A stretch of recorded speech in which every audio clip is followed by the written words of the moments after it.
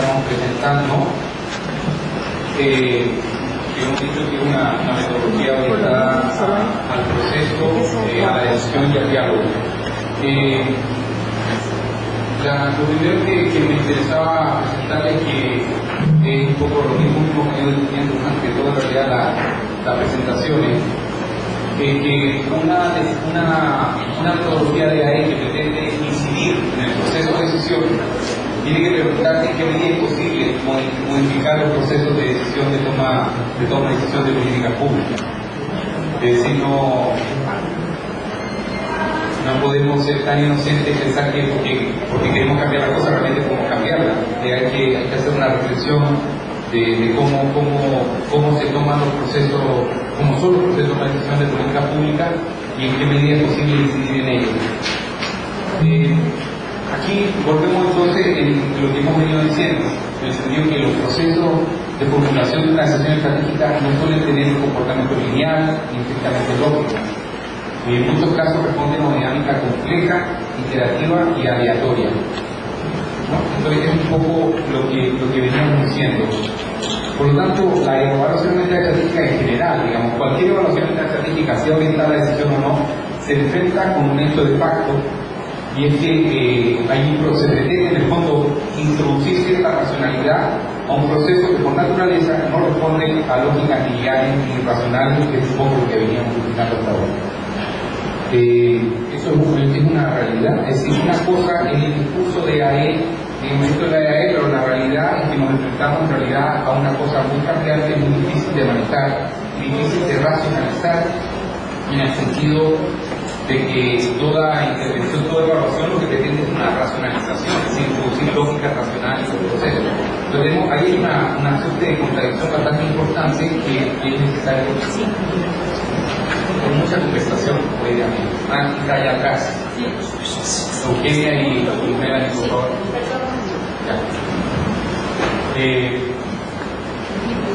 Entonces, la pregunta relevante es cómo se toman las decisiones y cuáles son las dinámicas que rigen efectivamente el proceso de decidir.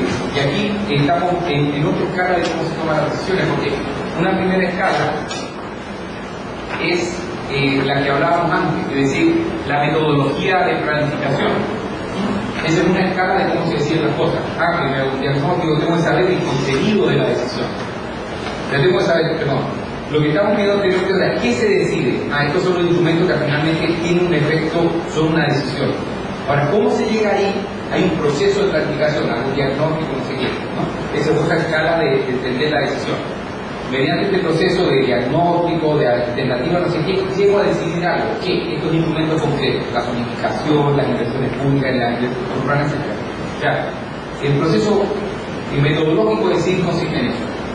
Pero el problema, hay un segundo nivel de decisión que es, en realidad, cómo se hace esto de hacer primero el diagnóstico después, porque eso es también un proceso bastante caótico en las propias instituciones o organizaciones que planifican. Sí, el proceso no es nunca lineal, que a veces hagamos los objetivos, invitemos a todos los actores, hagamos un diagnóstico, no, es una cosa que hay que entender cómo se produce un plan para hablar de una decisión, cómo se produce. Esto que estudiamos antes, cuál es el contenido y cuál es el contenido metodológico, pero luego cómo se hace para que eso tenga lugar, cómo se produce un plan. Ese es el segundo nivel a cual nos referimos aquí, cuáles son las dinámicas, cómo se toman las decisiones, cuáles son las dinámicas que realmente hacen que un plan sea lo que es al final y tener en cuenta esos contenidos, pueda desarrollar esos contenidos. Y luego hay un tercer estrato de análisis decisional, si ustedes quieren, que es que ese proceso de producir el plan con sus contenidos está sujeto a una dinámica sociopolítica mayor, que son las influencias, básicamente lo que hablaba Jean Paul el otro día. Y es que en realidad nos encontramos realmente con una situación bastante compleja.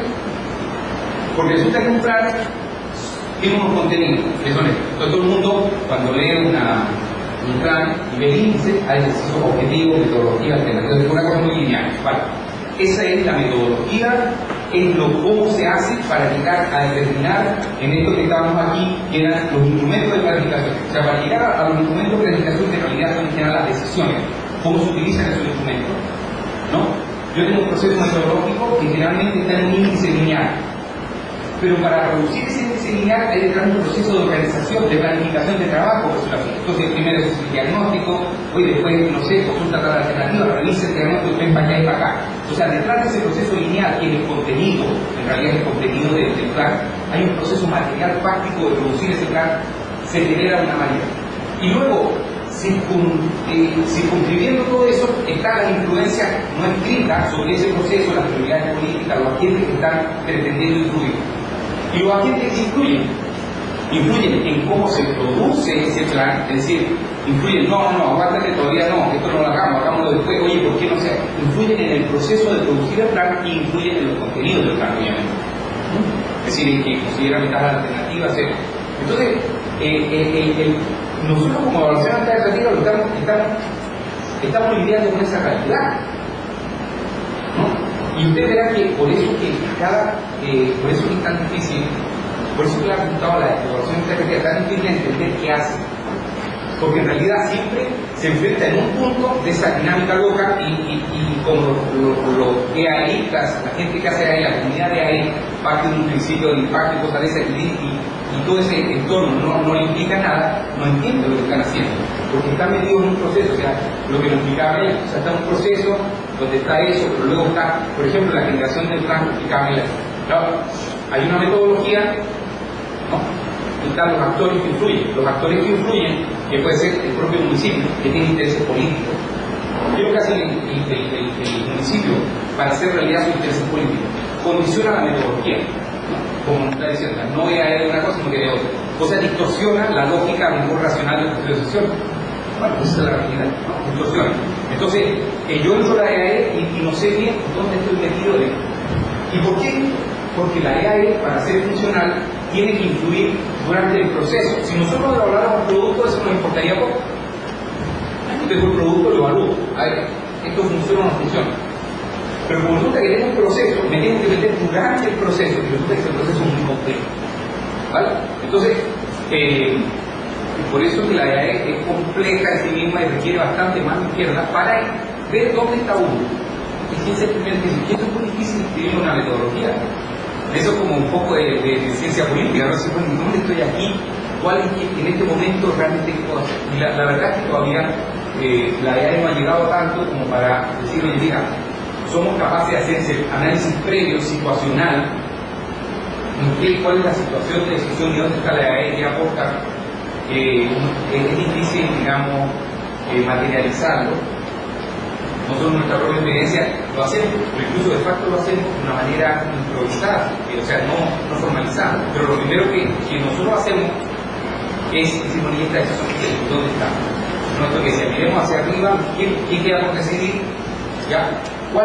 ¿Cómo está afectado el proceso lógico de decidir, el proceso lógico de producir un plan, y por qué no es lógico? ¿Cuáles son los agentes que están más o menos indicando esto? Y entonces, el primer paso es igual, y entonces la EAE que aporta todo esto. Entonces, ese que aporta puede ser bastante casuístico, digamos. Depende de ese caso lo que puede aportar, porque no. Entonces aquí aporta aquí. ¿Vale? Porque en el proceso lógico de decidir estamos aquí. Porque además el proceso lógico de decidir está distorsionado. ¿No? Y porque hay unas influencias que nos presionan para que esto salga mañana, porque el presidente quiere decir mañana no sé qué cosa. Entonces, como ven, hay varias. Entonces, en toda la reflexión de cómo constituir una metodología de evaluación ambiental estratégica, hemos tenido que ir entendiendo esto, ¿no? Entonces, una parte importante de entender esto, y que por lo menos es más sistematizable, es el proceso interno de planificación, cómo se planifica. Nuestro objetivo es que en ese proceso cambien algunas cosas, ¿vale? Entonces, ¿qué descubrimos nosotros de cómo se planifica? Descubrimos que en realidad la planificación o la toma de decisiones estratégicas, el proceso de producir este documento de plan, que es un documento muy lineal, índice, capítulo, etc., es el resultado de un proceso dinámico no lineal, ¿no? En que hay distintas unidades de trabajo dirigidas por ahí. Pero son unidades que en general trabajan en paralelo y no trabajan, vamos a discutir el objetivo diagnóstico, porque no daría tiempo, o sea, organizacionalmente no tiene sentido. Y dentro de las instituciones se tienden a ver departamentos especializados. Entonces, por ejemplo, hay una actividad, una unidad que establece las líneas, contenido, metas, objetivos, plazos y controles, ¿cierto? Que está directamente dependiente de la dirección. Pero luego hay una unidad de sistematización de la información. Todos estos señores que están en un plan de transporte son los encargados de tener bien escrito el cartón de vía, los sistemas, digamos, de empresas de transporte, los vehículos que existen, etcétera, hacer el encuentro de origen destino. Entonces es una unidad de sistematización. Luego yo tengo en general una unidad que se dedica a hacer el diagnóstico y la decisión estratégica, que también a veces puede ser ad hoc, pero ellos se alimentan de esto, ¿vale?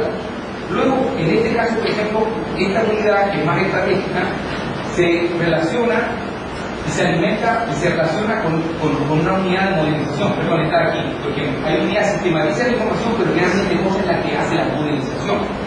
Porque yo paso un modelo y la marca encargado de hacer la estadística y tal y cual, pero estoy allá. Estoy en una unidad de planificación de transporte, de la planificación energética, la modificación energética, etc. Después tengo, en general, que toda planificación tiene una cartera de proyectos. Son los proyectos que hay, los proyectos posibles mineros, los proyectos posibles energéticos, los proyectos de carretera, de vía, ¿ya? Y todo esto después hay una unidad de desarrollo operativo. Es decir, yo hago el diagnóstico de la estrategia, no sé qué, y termino con un desarrollo operativo. Y una planificación es una cosa así. Con unidades que trabajan, se alimentan y retroalimentan y se van dando tareas y se ponen deberes los unos al otro y como un sistema de ecuaciones múltiples, de repente, y todo cuadra. Pero todo se va cambiando, todo va, y entonces bajo la mirada de la dirección. Entonces, ¿cómo encaja un proceso en que nosotros queremos recomendarle? Acordaros que el objetivo es recomendar este proceso que mejora algunas cosas.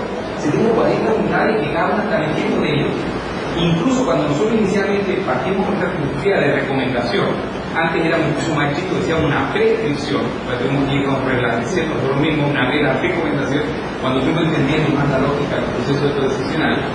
Yo voy al director y le digo, mire señor, analizado este proceso, porque uno lo puede analizar, lo puede agarrar básicamente cogiendo la lógica lineal de planificación y eso, bueno, aquí tiene que haber objetivo, cómo se hizo el diagnóstico, cómo se informó el diagnóstico, qué se hizo después del diagnóstico, se estableció un objetivo operativo o no, se identificaba la estratégica, alternativa, todo eso, al final, ex post, uno puede hacer la radiografía de manera bastante simple, acá te pasa. Pero nosotros íbamos a donde ese señor que está allá arriba y le decimos, mire señor, este proceso tiene todo esto de error, toda esta carencia, ¿y dónde está? O sea, ¿quién es el responsable de esto? ¿Quién es el responsable de que no se hayan identificado alternativas? ¿Será que los señores del sistema de información no hicieron algo? ¿Será que los de abajo no hicieron no sé qué? ¿Qué era la ley? Y uno se abogaba, se angustiaba, literalmente. O sea, literalmente, perdón, de un encargado de planificación del medio natural, o sea, ¿qué se tiene que ser responsable? Y bueno, entonces claro, nosotros mismos nos damos cuenta que en realidad bloqueamos, entonces bloqueamos al decisor. Entonces, en ese sentido, por lo menos se nos ocurrió, bueno, este es el documento, perdón, y este es el proceso lineal de planificación, ¿no? Este es un proceso muy simplificado, pero en realidad un proceso estratégico más o menos sigue objetivo hacia análisis, me refiero a recopilar información y estructurarla, que muchas veces se cree que los diagnósticos son análisis, para eso son cosas previas de diagnóstico. Hay un diagnóstico, hay un objetivo operativo, hay estrategia y hay desarrollo operativo. Por cierto, para hacer un mensaje muy corto, los problemas, los procesos de ordenación territorial en Centroamérica y mucha América Latina es muy estratégico. Entonces hacen un análisis y del análisis salta el desarrollo operativo. Entonces cae toda la estrategia.